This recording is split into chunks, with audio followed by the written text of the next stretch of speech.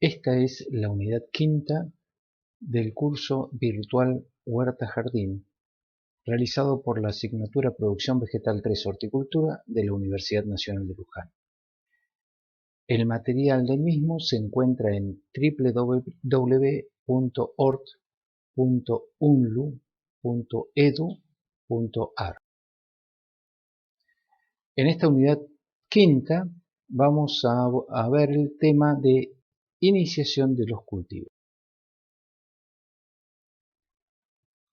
Hemos visto en unidades anteriores los pasos para hacer una huerta: la elección del lugar, la planificación, la preparación. Ahora veremos la forma de iniciar los cultivos, luego cómo cuidar los cultivos y finalmente la cosecha. Iniciar los cultivos. Hay dos formas básicas de iniciar los cultivos. Uno es a través de semillas o a través de plantines.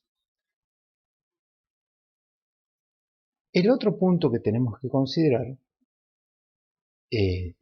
usemos semillas o usemos plantines, es en qué momento vamos a depositarlos en el suelo, o sea, va a ser la siembra o la plantación. Por una cuestión práctica, hablamos del momento de siembra, en el momento en el cual la semilla o el plantín es colocado en la tierra. Nos hemos referido en unidades anteriores respecto de los tipos de hortalizas que teníamos. Tenemos para la zona donde estamos nosotros localizados, algunas hortalizas que son de todo el año, otras que se hacen en invierno, se están sembrando a fines de verano, principios del otoño y se cosechan en invierno, y otros que se siembran a primavera o principios de verano y se cosechan durante el verano.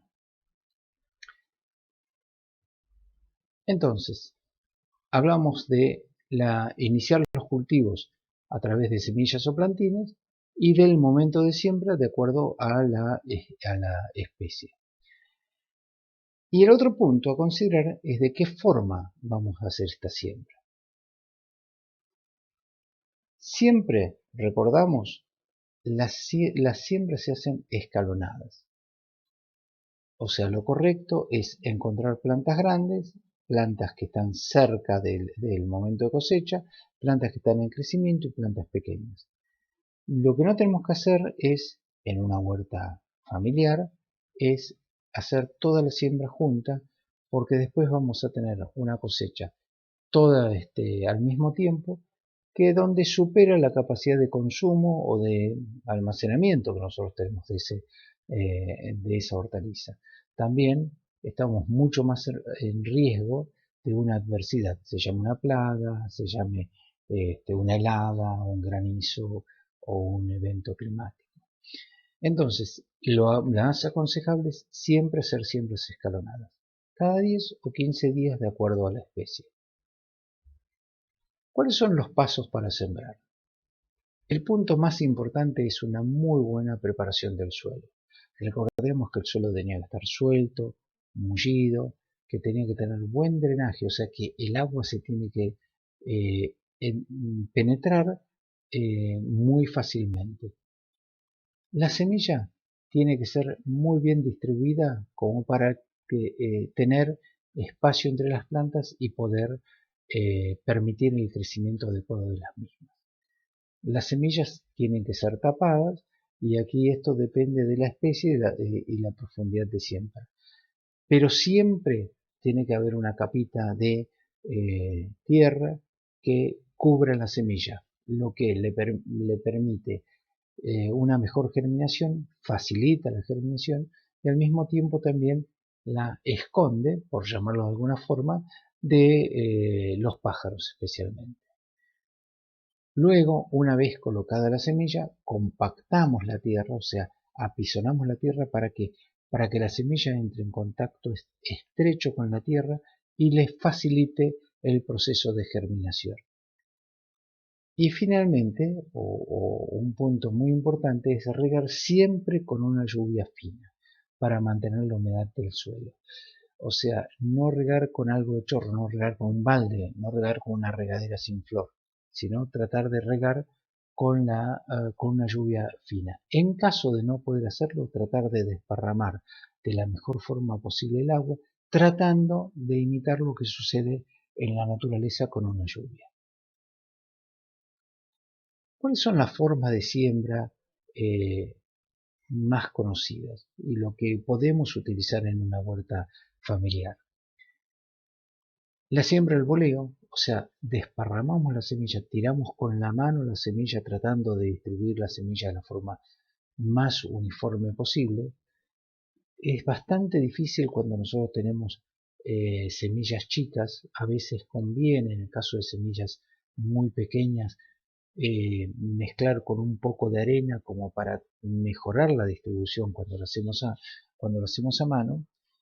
Si no, hacemos un surco donde vamos a ir colocando la semilla chorrillo, o sea, vamos a ir tirando un chorrito de semilla, chorrillo de chorrito de semilla en el surco. Y en el caso de determinadas semillas, como por ejemplo el zapallo, donde conviene hacerlo a golpe.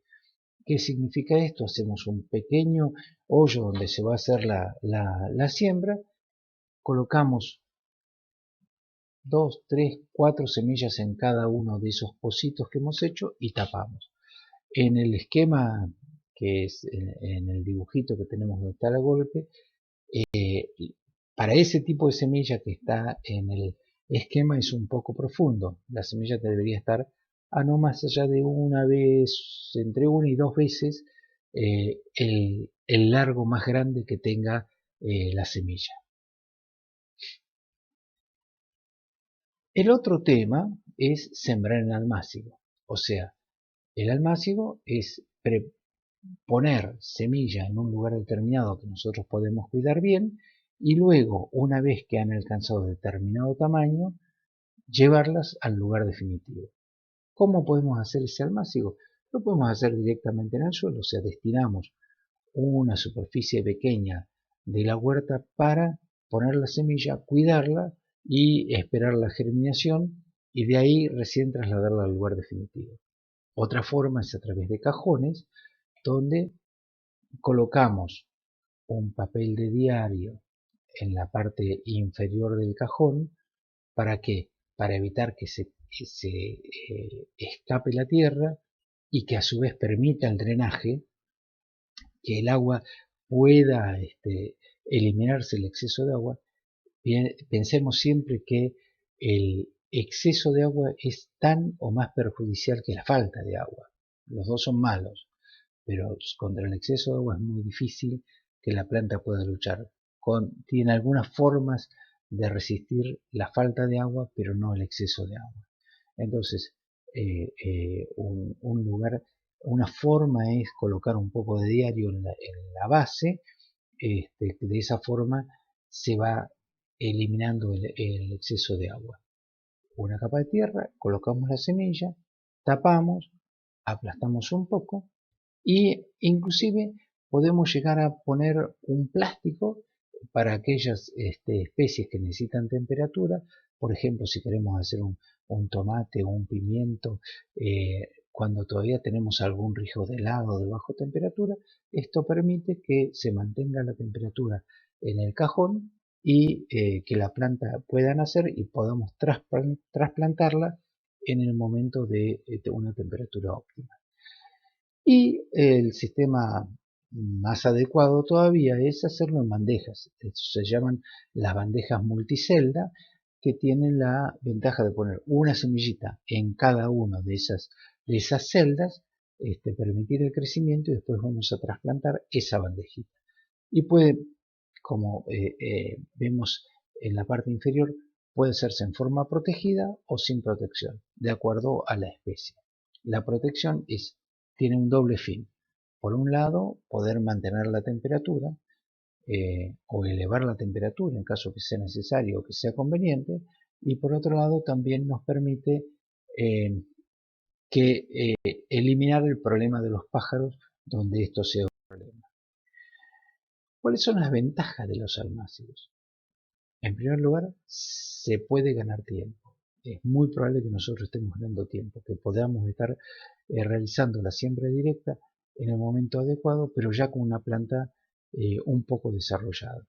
Se usa mucha menos semilla.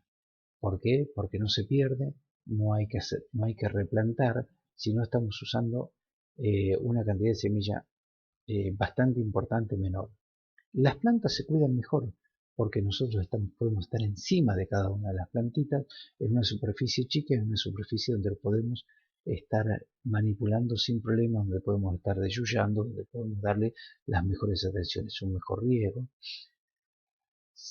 En el momento del trasplante, como generalmente tenemos plantas de más, podemos elegir las mejores plantas para el trasplante. ¿Qué cuidados tenemos que tener después de la siembra? El tema fundamental es el riego, siempre con lluvia fina y con el agua de la mejor calidad que podamos tener.